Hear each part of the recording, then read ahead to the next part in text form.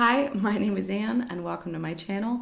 Today we're going to be learning about my face oil that I make, some tips that I like to use when I am using it, and also kind of my face routine in general. I'm going to be showing you the recipe first. I'll go ahead and step you through the ingredients, what I use and things like that, and then at the end we'll come back to this and I will show you how I actually apply it to my face and some of the different things that I'll do to take care of my face. All right, so first what we're gonna need is 3 carrier oils and 3 essential oils. You can do different amounts, but this is what I like to go with. And then we're also gonna have a little pour bottle cup thing.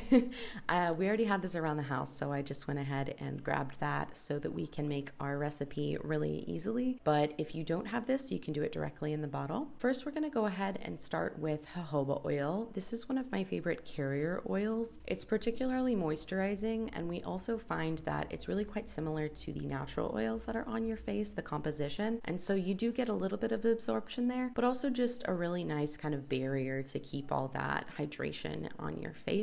Next, we're gonna go with rosehip oil. I really like rosehip oil. I don't use it all the time, but I really like it for the retinoids and also for kind of that cell regeneration and some of that extra support that rosehip oil can offer for blemished skin or some of that scarring as well. And the last one is actually apricot oil. I don't use this all the time. I tend to really enjoy argan oil, but since I was out, I went ahead with the apricot, which is also really quite a nice moisturizing oil. Since it's a bit like neutral, it just combines well with the others. So I'm just making that 1:1:1 ratio. So we get a third of those.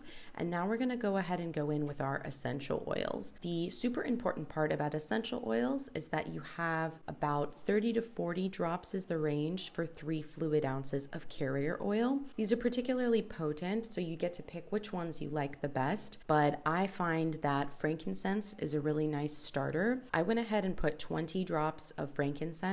This one's really nice just because it's anti-inflammatory. It can help, which means it calms the skin, and it can also help a little bit with complexion if you are looking for that. I then went in with 6 drops of tea tree oil. I personally use tea tree oil for acne prevention. It's really nice for antibacterial properties and even antifungal. It really works really well for that. And then I went with lavender, one because it's just calming because of the smell, but it does serve similar purposes to the tea tree when we're looking at antifungal, antibacterial, and kind of acne prevention as well. I find that these are the 3 that work best for me, and I found the ratios of drops that work best, so do your own research. But once you get everything kind of put together, you can go ahead and throw it into a dropper bottle. I really like the 3 fluid ounce dropper bottles because this enables you to create a different combination each time without taking too long to go through it. But I just went ahead and reused this argan oil bottle. You give it a nice little swirl every time before you use it, and that's about it for my DIY recipe.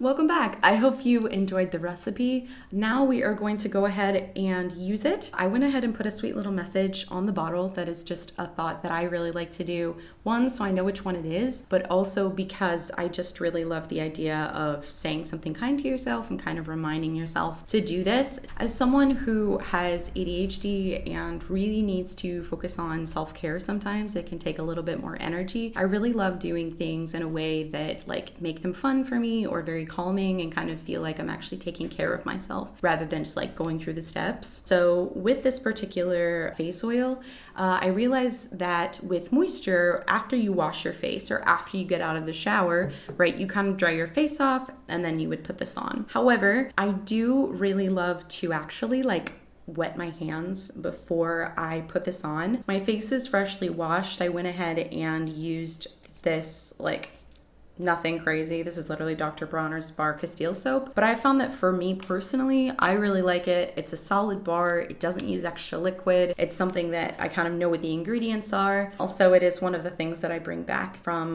the US when I come back to Brazil all the time. I will end up grabbing a few bars of these just because I love it so much. It's vegan, it's cruelty-free. We know if you're into any sort of DIY or like eco-sustainable stuff, Dr. Bronner's is probably on your list. So I will use this and then I'll go ahead and wet my face again. I'm just gonna use some water because I usually just run my hand into the faucet quickly and I'll just kind of like wet my face. This sounds really weird, but after I basically have taken a shower, either my face is a little bit like dry or it's a bit damp if I remember to not dry my face. But usually my neck and my face, I will dampen them down. And then I go ahead and I use 6 drops of the face oil. So we'll go ahead and put that down. 4, 5, 6.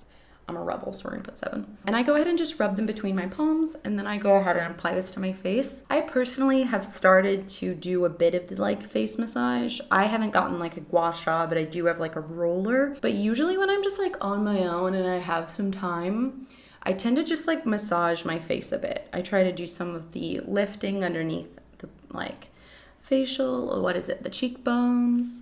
I go ahead and take it down my neck. I tend to find this drainage spot is really nice. If it's not getting a lot of slickness, I'll add a bit more water back, because we know when we have oil on our face, we want to go ahead and add. It needs to be like hydrated underneath. So this is kind of my like way of doing that. I find that if my face is a little bit damp ahead of time, I can go ahead and put the oil on top, and that will trap some of that moisture in, and it does feel a lot better than like dry face oil. Like I wouldn't do that because it feels weird, it just sits there. So this is like a nice mixture to really let the jojoba oil get in, to let the essential oils kind of be there and stuff like that. I'll go ahead and just massage underneath. I'll go ahead and come up in my ears, bring it down my neck. And this is just like calming for me. I found that this is something I recently started doing. And I've even noticed it like even in my jawline, I am able to see it a lot better. That's just more of like a bonus rather than like actually good for me. But I will end up and just kind of stand there and just vibe, and then the extra I'll just rub it into my hands. And that's kind of really what I do in the evenings. If I'm gonna go out during the day, obviously try to use an SPF. I hope that this DIY recipe was good for you. Some of those tips are good for you.